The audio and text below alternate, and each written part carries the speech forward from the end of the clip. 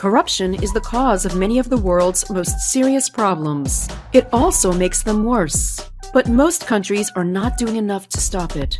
Transparency International's Corruption Perceptions Index ranks 180 countries and territories by their perceived levels of public sector corruption.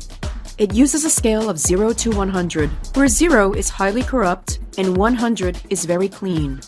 This year's results reveal an unchanging global average, with more than two-thirds of countries scoring below 50.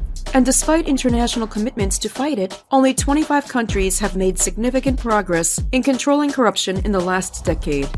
In the last 5 years, some countries have significantly declined in their CPI score, including rich economies like Austria, Canada, Luxembourg, and the United Kingdom, showing that even high-ranking countries need to keep their eyes wide open.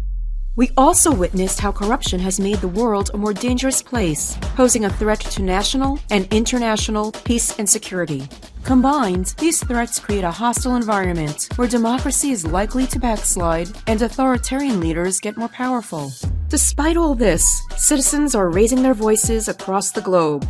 In the last years, many of the biggest protests the world has seen were driven by the people's frustration about corruption in government, with many even risking their lives. Go to transparency.org/CPI to see how your country measures up and what you can do about it.